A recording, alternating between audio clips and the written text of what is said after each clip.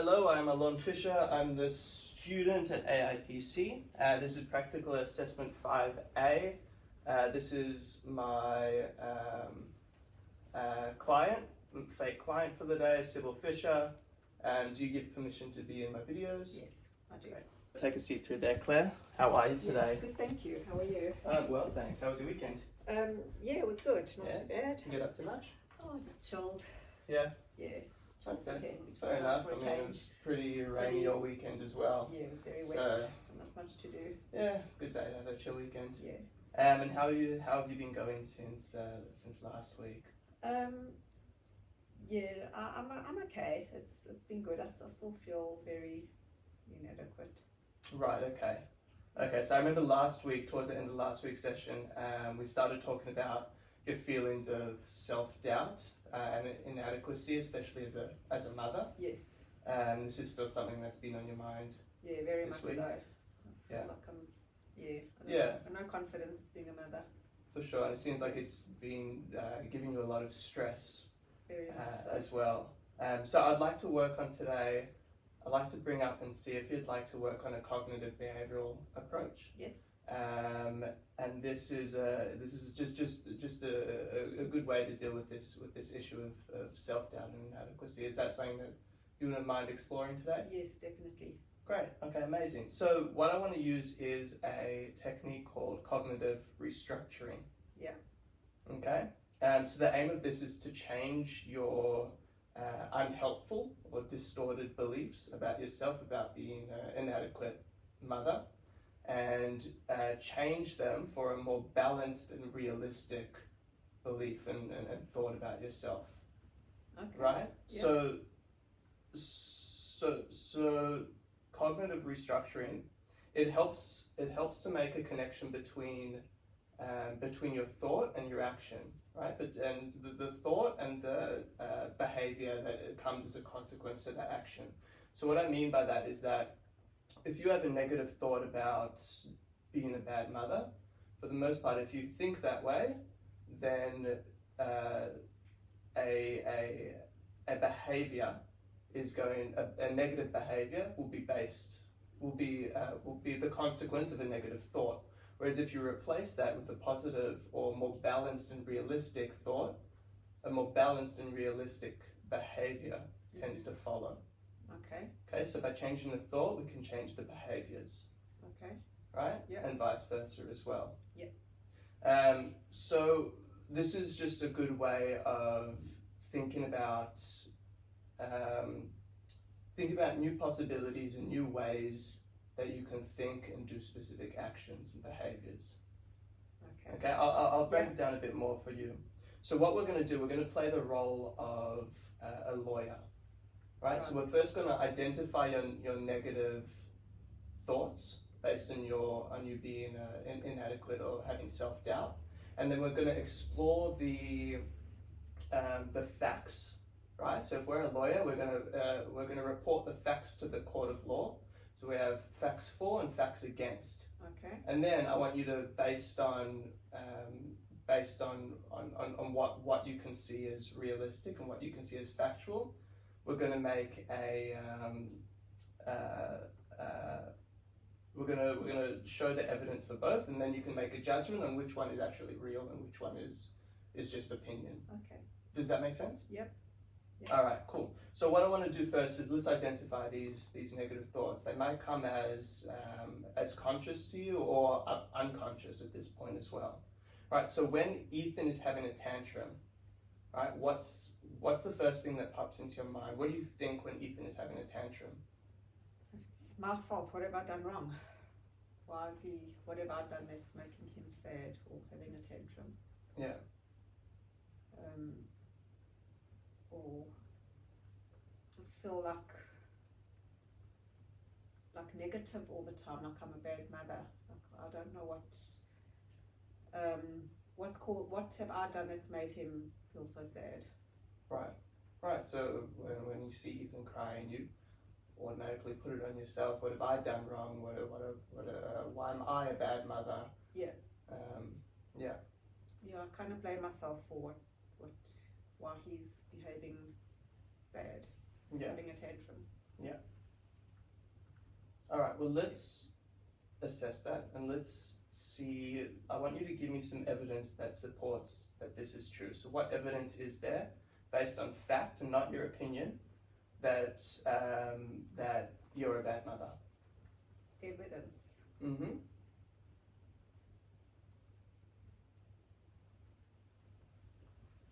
I can't think of any. You can take a second, have a think. Well, if he's crying, then it must be my fault because I've done something wrong. Well, what evidence is there to support that it's your fault, right? So that's an opinion, that's an opinion-based answer, right? What evidence do you have to actually support that it's your fault? If it's crying, how do you know it's your fault? I don't know if it's my fault. Okay. All right. So let's look at the other way. What evidence do you have to support that this is false? So what evidence do you have to support that, to show that you're a good mother? To show that I'm a good mother? Yeah. Well, I've got a beautiful boy and he's happy most times. Right, okay. He's doing really nicely at school, at kinder. He's got nice friends, he's socialised as well. Mm-hmm. He's clever. He knows the colours and starting to know the ABC. And yeah, must be something right. Right. Okay. Okay, great. So let's take this further. If someone who you loved came to you and said, I feel inadequate as a mother, I believe I'm a bad mother, and Ethan is their son, right? What would you say to them? I'd say you've got a beautiful child and he's happy, he's healthy, he's doing well, he's interactive, he socialises, so there's no need to be worried. Do you think that there's any evidence to suggest that that person is a bad mother based on the way Ethan is? No, because he'd be more destructive and self-harming if he wasn't. Right. Yeah. Okay, great. Okay, so we have evidence to support that you're a good mother based on fact, but we have lack of evidence to support that you're a bad mother. This is based on fact and not opinion. Yeah. Right? Okay. Yeah. Great. So the last part of this is let's change and modify those thoughts, right? So to more balanced and realistic ones. So we have the evidence for and the evidence against. What can you tell me to support? How can you measure your success as a mother? What constitutes the measuring your success as a mother? Well, I've got a beautiful, healthy, well-rounded child that's generally happy. Yes. And he's doing well. Mm-hmm. How so? How's he doing well? Socially, he's very sociable, Mm-hmm. he's smart, he eats well, he sleeps well, he's happy. He's a general, all-round good kid. Right. Good boy. Okay, amazing. And in what ways are you useless as a mother? Well, saying it that way, I can't be too useless because I've got such a beautiful boy. Yeah. So I need to just think and get my facts right. Mm-hmm. And think properly, think Yeah. clearly. Yeah. So do you think that using this cognitive restructuring, right? You being the lawyer in the court of law, supporting your evidence for, supporting your evidence against, and you're making everything based on fact and not based on opinion. Do you think that you can take what you've learned in here, take this technique and apply it to other things that come through your mind throughout the day, right? So if you think that you're a bad mother throughout the day, if Ethan is having a tantrum the next time, do you think using this technique will be helpful to you? Yeah, I do. I think I need to stop, think about it, get my facts right, and take a moment to breathe and realize that it's not me. Right. Yes. Right. And it's not just substituting your negative thoughts with positive thoughts, because it's not always going to be the case. It's substituting it's identifying what the actual facts are, and substituting it, changing it, modifying it with a more balanced and realistic thought, something that's based on fact. Okay, so I need to work out the facts. Exactly. Okay. And do you think that this aligns with your goals and needs of wanting to be a more confident mother using this technique? Definitely, because if I see the facts and there's no, or a fact is a fact, then it has to be right. Otherwise, it wouldn't be a fact. It would be the opposite. Yeah, it'd be an opinion without any truth. Yep. Right. Okay. I'm going to try my best to work this out. Great. Excellent. Do you have any other questions? We're coming to the end of the session. Do you have any other questions or anything else that you'd like to go through, or any questions relating to this technique? No, I think I feel quite positive with it, and I think I'm going to try and work through it. Okay, great. And put down the facts. All right, excellent. So between now and next session, I want you just to think about this, and if it comes up in when Ethan has a tantrum next, or if Ethan's doing something, or if you're feeling not confident as a mother, I want you to just go through and in your head, or even on a piece of paper, write down the evidence for or against. Okay. Right? Yeah. And then I want you to report back to me next week, and let's just see how you go, and we'll address this again next week. Okay, awesome. That sounds great. Excellent. Thank you. No worries. All right, have a lovely rest of the day as well. Hopefully things go well for you this week, and that the weather gets a little bit nicer. Yeah, I hope so. Thank you very much. Yeah, of course. More confident. What have you written in each section of your counselling notes? All right, I have Claire. This is for Claire Bowman. Session 4 of 6. Goals is to better her self-doubt and feel more confident as a mother.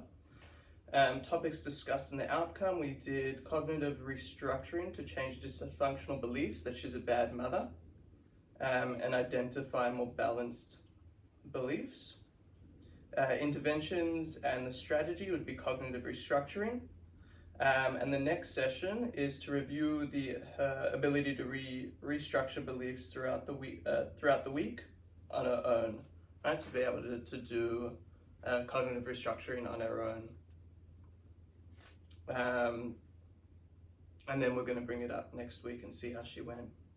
Explain the rationale for selecting your chosen cognitive behavioral techniques, and reflect upon the application and limitation of applying cognitive techniques to address Claire's needs, issues, and goals.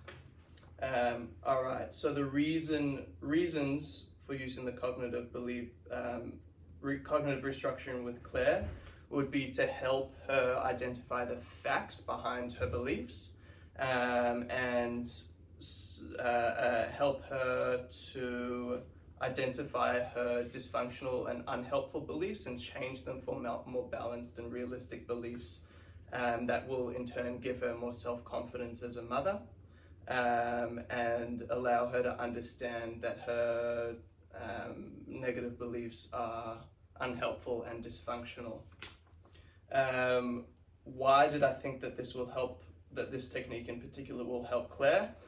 Because she has these negative beliefs that are not based on any fact, and by going through it, she identified and could identify that she actually is a good mother based on what Ethan is actually accomplishing in his social life, in his school in life,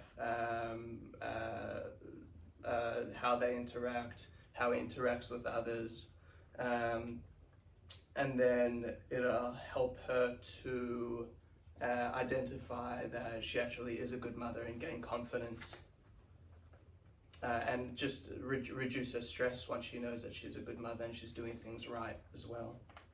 impact I expected. I expected this to have a pretty strong impact on her. She is very she's able to think about things well, and she's well thought out and thoughtful person as well. She's intelligent too, doing her CPA. So I think this giving her an opportunity to assess how she's doing as a mother based on the reality, not based on an opinion. I think she would be able to benefit from that a lot. And then any limitations as well. I didn't think that there would be any limitations or setbacks from Claire, especially once she couldn't identify any ways that she was a bad mother or that she was useless in any way. Reflect and evaluate your use of counselling communication skills and your effectiveness in implementing your chosen cognitive behavioural technique. What went well, I think I gave her enough time to speak and I didn't repeat myself very much this time. I think I could have had a more thought out and definitive way to approach the subject and to state what cognitive restructuring actually is. I think I was a little bit stumbling through that, and that could have been more clear. Okay, so that's what didn't work well. What worked well was that my use of silence, my use of listening more, and I think I think for the most part, once I finished explaining what cognitive restructuring was, I was able to go through the process pretty well with her. What should I have done differently? Come with a more confident way of describing what cognitive restructuring is, and that's an area that I need to develop, and I think I'll develop that better once I just do it more and run it through more with other people as well. Hi, my name's Alon Fisher. This is Practical Assessment 5, Part B for Michelle Smith. This is Sybil Fisher. She'll be playing the role of Michelle. Do you give permission to be in this video today? Yes, I do. Hi, Michelle. Come and take a seat right over there. Hi, thank you. How are you doing today? Yeah, not too bad. Yeah? Yeah, just horrible weather we're having. Yeah, I know. It's pretty awful out there, isn't it? Yeah, it is. You get up to much this week, or you just stuck at home because of the weather? Yeah, stuck at home for the weather. Yeah. Just chilled. Okay. Not too much. Yeah. And how are you going since last week, last time we spoke, in terms of managing work, life, and study? To be honest, I feel pretty stressed. My time management is terrible. I need to improve that. And just, can't seem to be on top of things. Okay. Well, we've made a lot of progress in terms of understanding and identifying the cause of your stress and your time management skill and your time management issue, right? But this week I want to do something a little bit different, and I'd like to focus on a bit more of your goals and your strengths, and being able to identify your strengths and use them to improve your time management skills. Okay. Right? Is that something that you'd like to explore a little bit today? Yeah, that sounds good. Yeah. Okay, great. So what I'm going to do to start off, I'm going to ask a bit of a abstract or obscure question. Yeah. And I just want you to go along with it and just sort of play pretend with me in this question. Just know that it's going to be a little bit obscure. Is that okay? Yeah. Great. So what I want you to imagine, right? We're going to set the scene here. You finish your day. Let's just say you go home today. You'll go and study. End of the day, you put the kids to sleep. You have some dinner. You go climb into bed with your husband, and you fall asleep. Everything's just like a normal day, right? But while you're asleep, a miracle happens. Okay? Yeah. So a miracle happens, and your stress and your anxiety and your issues with time management all just suddenly disappear. Yeah. Okay, so everything's all gone, and you don't know, right? You don't know this because you're asleep, so you haven't identified this yet. So let's say you wake up in the morning. What is the first thing you notice, or first things that you notice, to suggest that your problems are gone? I don't know. Take a moment, just think on it for a second. So you wake up, miracles happened overnight. You wake up, it's a normal day for you, all that you know. You open up your eyes, and how you feeling, what stuff around the house, what's things to indicate that this miracle has happened and your problems are not there anymore.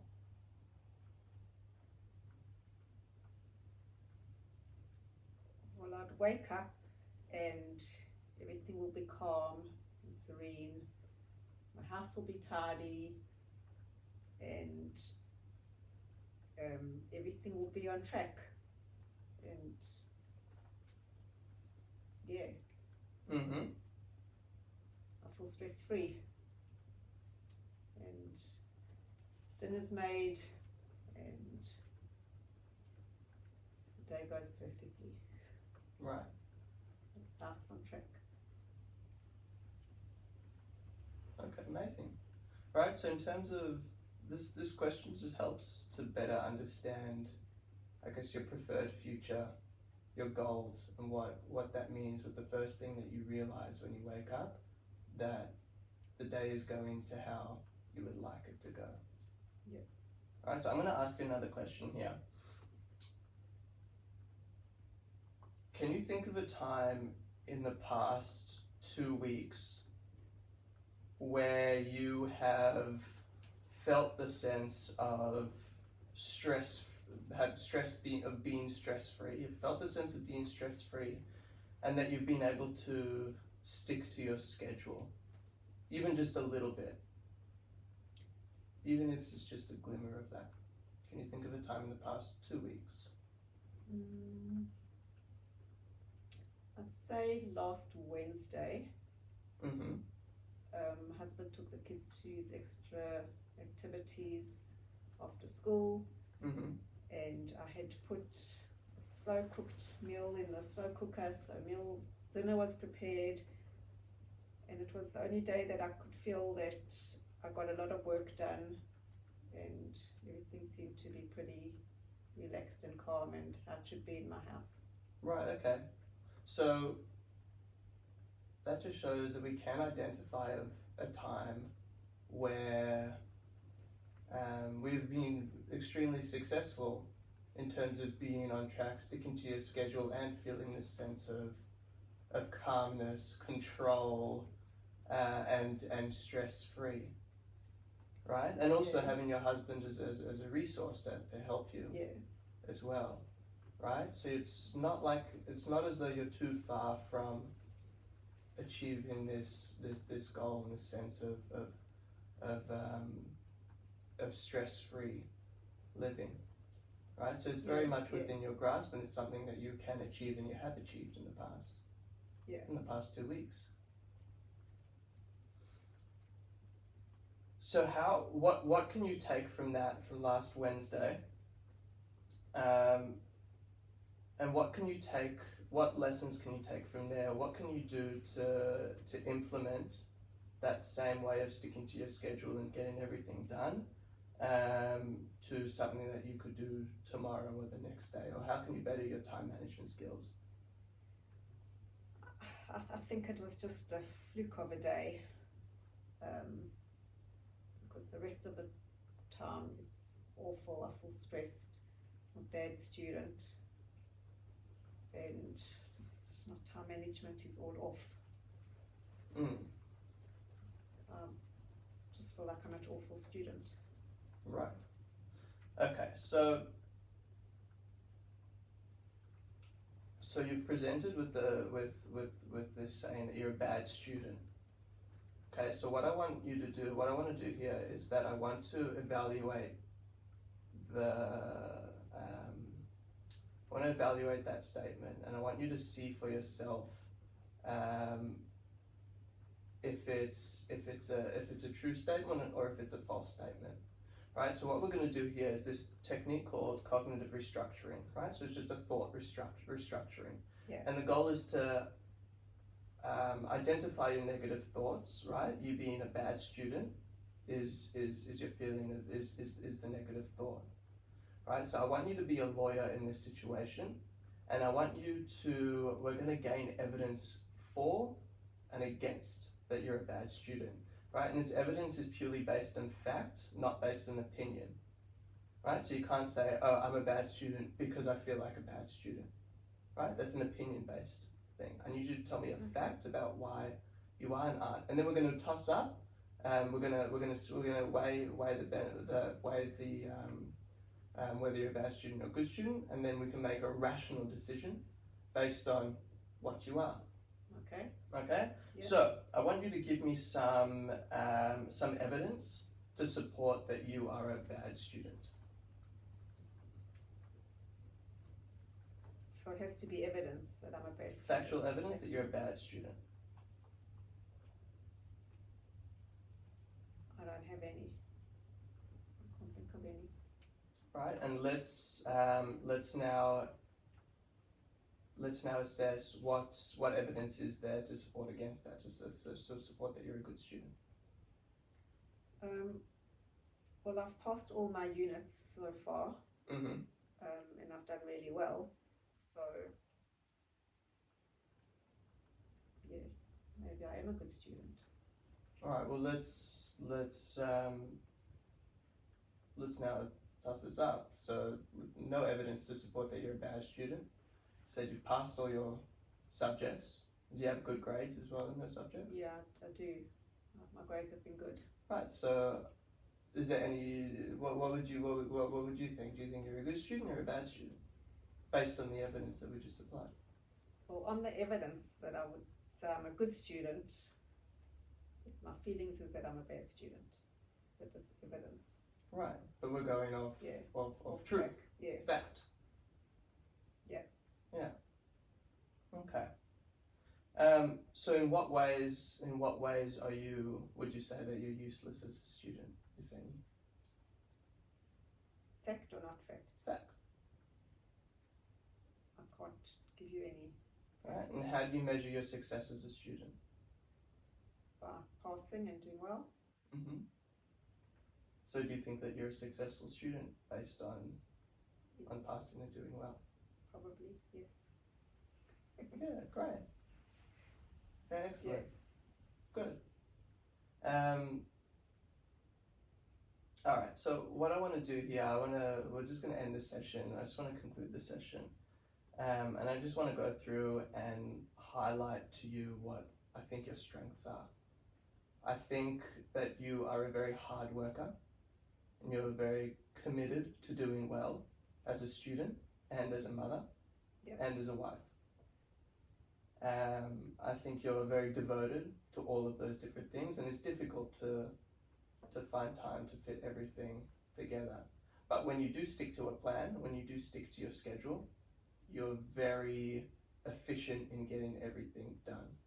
And you have time to clean the house and to look after your kids, and you have the resources there to help being your husband. And you were able to study and you're able to get all the good grades. You're very efficient in doing all those things. You're very hardworking, and you're definitely a good student as well. What I want to bring up is I want to give you a task to do before I see you next. And this is a task to do on your own. Okay. All right, outside of the counselling room. So between now and next session. And this is going to be very important to help you identify your strengths, or the strengths that you have in life, and also to identify all the positive behaviors that you're doing, right? Which constitutes to you living your preferred future of being stress-free, having an organized house, living a little bit more by the schedule, getting everything done, and feeling more balanced. All right, so what I want you to do between now and next session is I want you to just observe yourself, so that you can describe to me next time what happens when you are able to, what happens in your life when you are able to stick to the schedule that you create for yourself, Okay. right? All the positive things that you're feeling, and all the positive things, all the positive behaviors. You getting your work done, you having a clean house, feeling more balanced, everything like that. So I write my whole schedule down. No. So the task is, I want you to just to observe. If you'd like, you can write a little diary. Yep. About all the positive things that you're feeling and that you're doing. Okay. Right, all the positive things that you're feeling and that you're doing when you stick to your schedule. Okay. Does that make sense? Yeah. Right, and that's to be done between now and next week, and then Okay. we'll look into it next week. All right. And do you understand the task? Yeah. And do you have any questions about the task? No, that's good. Great. Is that something that you're happy doing? Yeah. You think it'll be beneficial for you? Yeah. Okay, I'll give it a try. All right, great, excellent. So let's give that a try, and then next week we will we'll go through, and I want you to describe to me all the positive things that you felt and that you've achieved through sticking to your schedule. Okay, that's great. Thank Cool. you. Any other questions? Anything else you'd like to bring up? No, I'm all good. All right, excellent. All right. Cool. Thanks very much. Yeah, of course. Have a lovely rest of the day. Thank you. Enjoy the wet weather. Yeah, we'll do. You too. We'll see you next time. Okay, what have you written in each section? In each section of your cancelling notes. All right. So this is Michelle Smith. Her goals are to stick to her schedule, which will alleviate her stress and help her time management skills. Topics today discussed and the outcome. To focus on her strengths and identify her preferred future, which consists of a balanced feeling and being able to stick to her schedule. Restructure her negative beliefs that she's a bad student to more balanced and positive, more balanced and realistic ones, that she's a good student and passing all of her exams with high marks. Interventions and strategies, we use the miracle question to identify her preferred future. We use the exceptions question to identify her strengths and resources. We use cognitive restructuring to change her thoughts on being a bad student.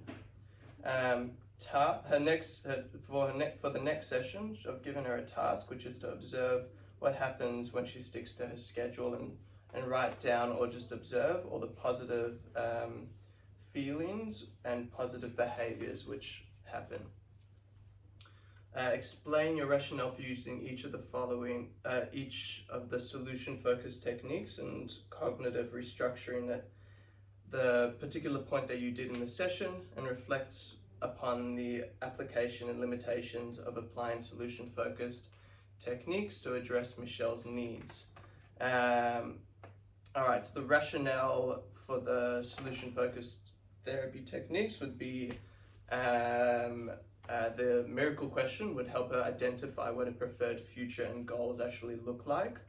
And I used at that point in the session as it helped her to identify before moving on what her actual goals align with and what it's actually going to look like in her life when she is achieving her goals and aligning with her preferred future. Then we had the exception question, which is the beginning process of actually identifying what she's already done in the past to achieve her goals. So that helps her to identify her strengths and to demonstrate that she's not far off from achieving that. And make her feel a bit more optimistic about the future as well, being based on what she's already done in the past. And then the rationale for the cognitive restructuring at that point in the session, she brought up that she was a bad student and that she was not confident in herself as a student. And I wanted to bring up cognitive restructuring to help her identify that this belief is dysfunctional and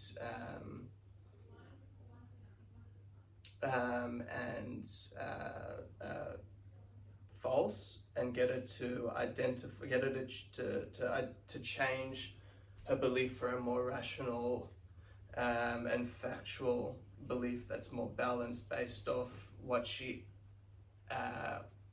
based off the fact and not just what her opinion is telling her about whether she's a good student or not. So she mentioned that she has high marks and is a good high marks and has passed every subject so far. And then I asked what constitutes as a good student. She said passing with high marks as well. So getting her to rethink about how she actually is a good student. And then help her to identify these different ways of thinking as opposed to just more rigid thinking that she's a bad student. What did I expect from this technique? So I expected her to be willing to, at least to be open to changing the way that she thinks about herself and changing the negative thoughts about herself as well, and be open to that. She's a very smart person. And I think once she can be open to identifying the facts, I think she'll be more inclined to see herself as a good student once she knows that factually she is, and putting an opinion out of it as well. And I think she's very willing to change and wanting to change. What limitations did I notice? I didn't notice any particular limitations in terms of these approaches. I think she's a very smart person, that she's able to have these cognitive thoughts and of change. And I think once she understands the unhelpful thoughts and dysfunctional thoughts, she'll be more inclined to change them as well and see things from a bit more of a balanced approach. Reflect and evaluate and counseling communication skills and your effectiveness in implementing an integrated solution-focused CBT approach with Michelle. So what worked well? I think being engaged in the conversation worked well. I think I'm improving in that respect and giving her more time to speak as well, using silence. What didn't work well? I think I need to make it a bit more flowy, find a bit more of a flow in terms of asking each question and making it seem a bit more like a conversation than just stating the different questions. I think that's something that I need to work on. And that's something that I could have done a bit more differently, trying to create a bit more flow in the conversation rather than making it feel so structured. And that's an area that I need to develop through practice.